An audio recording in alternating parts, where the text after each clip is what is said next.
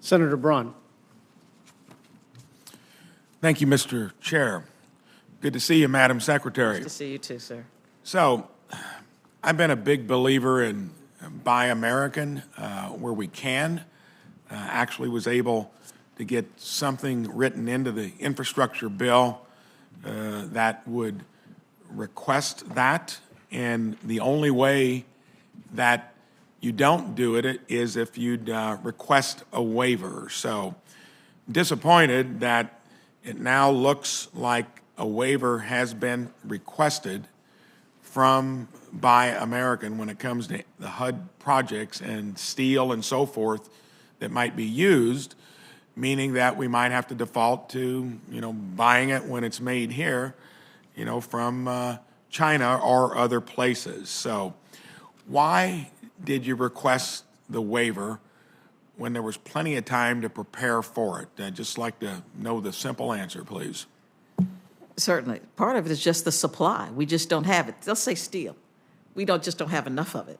So we can't just stop and do nothing as we wait for steel to be produced here in an amount that we need. And so there will be times where, in order to continue to do our work, that we will need resources from outside of the United States.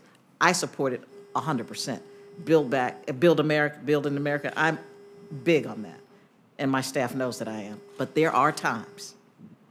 So, there are other agencies, EPA, USDA, that, have those same guidelines, and they've been able to wrestle through it. And I know we've got supply chain issues, but to me, when we looked into it, it looked like it was more a question of just not being ready to do it, not that it wasn't there in our own supply chain. You're telling me that you can't find this steel anywhere within our own economy?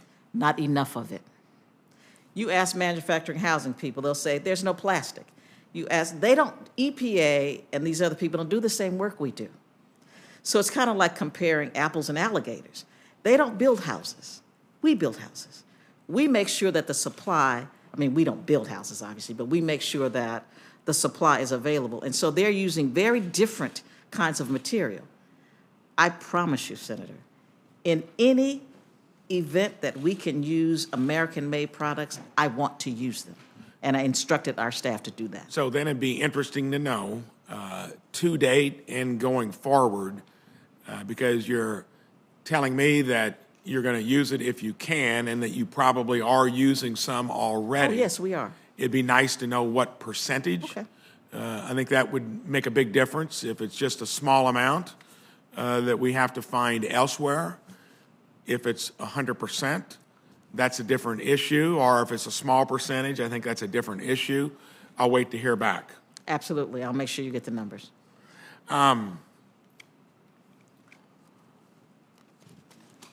it comes to your request calls for, I think, $35 billion for the Housing Supply Fund, a new mandatory program that provides grants to state and local housing agencies. Is that correct? Yes. So mandatory means that it's going to happen regardless. It's similar to other mandatory spending programs like Medicare, Medicaid, Social Security. I know these programs do good work. Do you think it needs to be mandatory in the sense that that means we kind of make it easy to repeat each year? We don't do budgets anymore. I'm on the budget committee, and sadly that's a useless appendage in the sense that we just don't use it as a tool.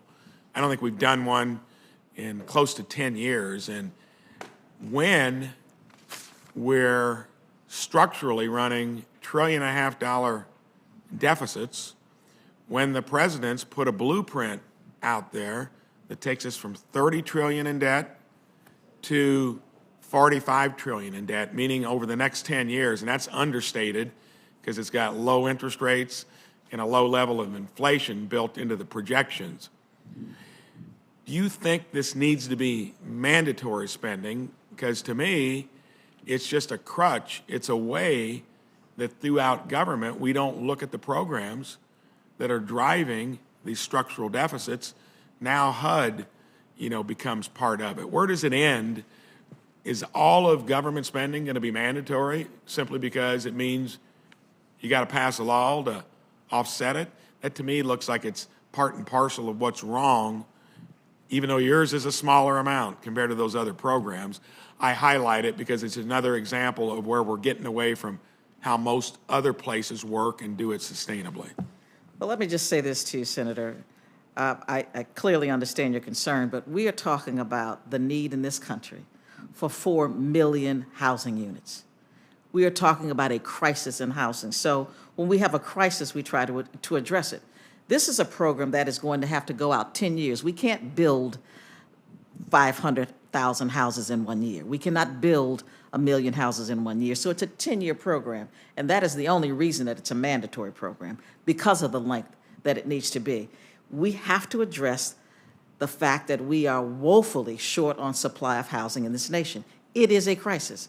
And so I just appreciate the fact that the president was willing to sit back and listen to the fact that we need to start doing something now, because we have not invested in housing for a very long time as a nation. And it's a 10-year program, and that's why. Thank you for the answers, and I would just point this out, that if you extrapolate what we're doing into the future, all the programs that do have merit are in peril, because you cannot run the biggest business in the world by borrowing what we use annually, now 30% of it, from our kids and grandkids. It will fail. At some point, we got to find out something that we need less of and prioritize the things that we know we need. Thank you. Senator Coons.